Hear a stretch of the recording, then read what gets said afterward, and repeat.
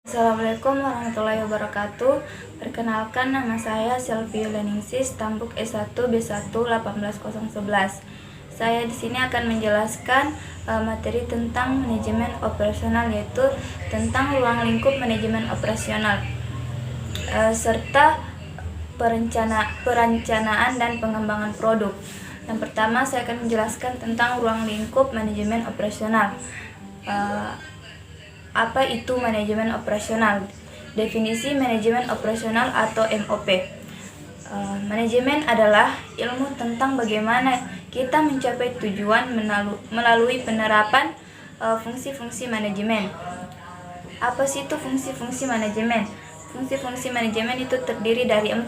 Yang pertama yaitu POAC, atau yang pertama P, planning atau perencanaan. Yang kedua organizing atau pengorganisasian. Yang ketiga actuating atau penggerakan. Yang keempat controlling atau pengawasan.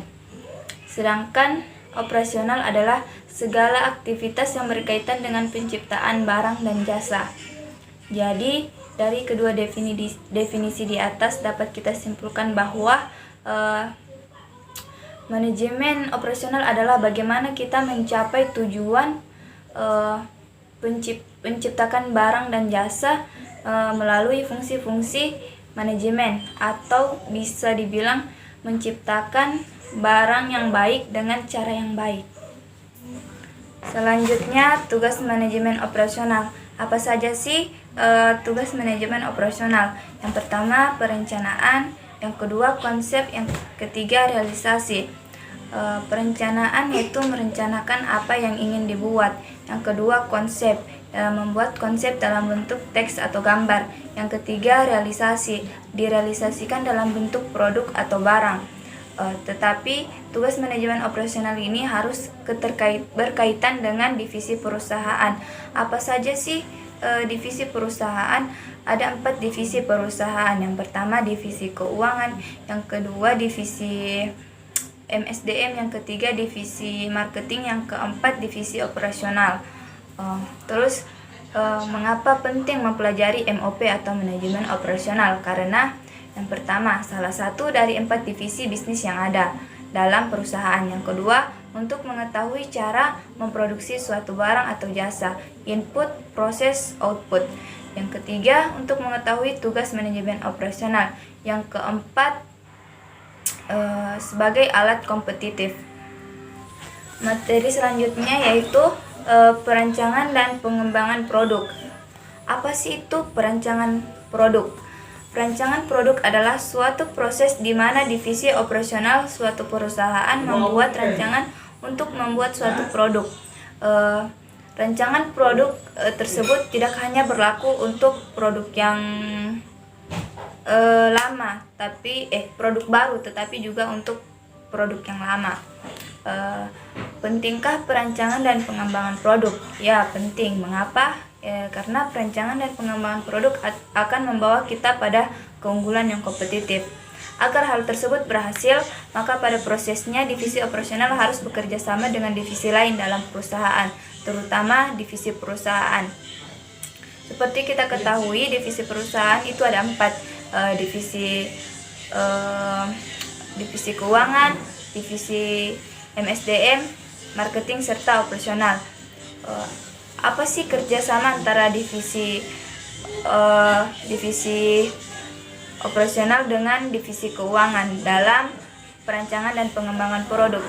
Yaitu divisi keuangan akan membiayai seluruh keperluan dan memodali segala keperluan yang dibutuhkan oleh divisi operasional.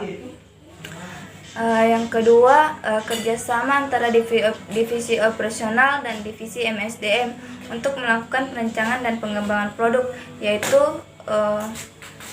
mereka membutuhkan sumber daya untuk melakukan perancangan, karena dari sumber daya didapatkannya ide dan gagasan untuk membuat produk baru ataupun pengembangan terhadap produk lama. Yang ketiga, kaitan divisi pemasaran dan divisi operasional.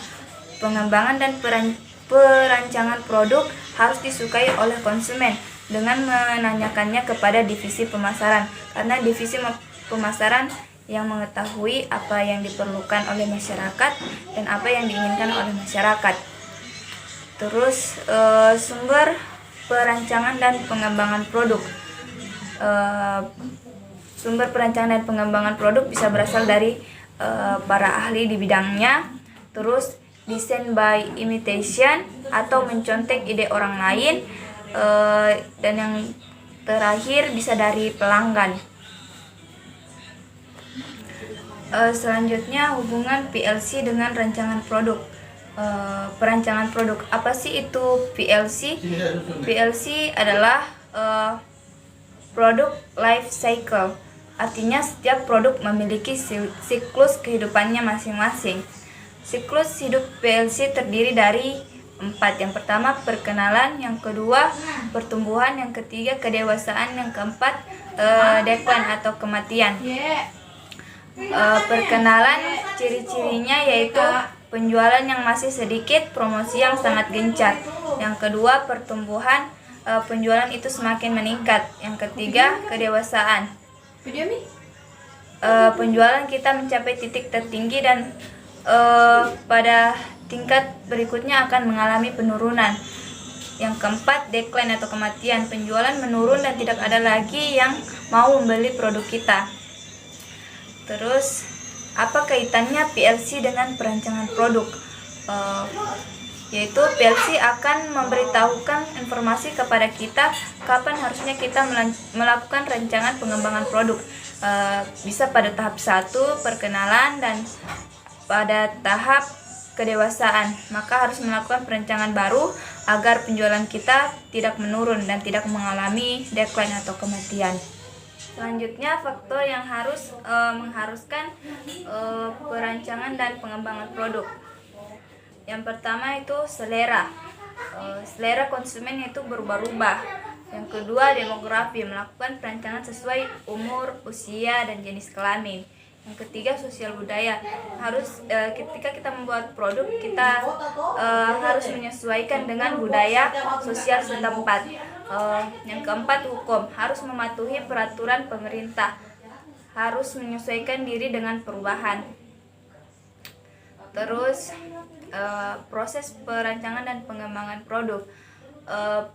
Yang pertama pencarian gagasan atau ide, yang kedua seleksi gagasan, potensi pasar, kelayakan finansial, kesesuaian operasi.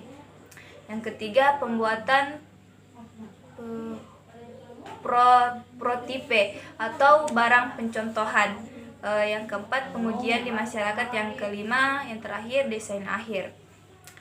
Terus apa saja hambatan perancangan dan pengembangan produk? Yang pertama kurangnya gagasan atau ide. Yang kedua kondisi pasar yang semakin banyak pesaing. Yang ketiga biaya yang mahal. Yang keempat tingginya tingkat kegagalan serta jangka waktu produk yang singkat. Berikutnya perancangan dan pengembangan produk. Pengembangan produk terhadap jasa. Yang pertama itu jenis jasa, contohnya seperti Gojek, Grab. Yang kedua waktu pelayanan, contohnya seperti bank. Yang ketiga cara pelayanan, contohnya seperti BPJS, yang dulunya kita harus ke kantor BPJS untuk melakukan pengurusan, tetapi sekarang bisa melalui aplikasi BPJS. Itulah tadi materi yang dapat saya jelaskan. Kurang dan lebihnya mohon dimaafkan. Wassalamualaikum warahmatullahi wabarakatuh.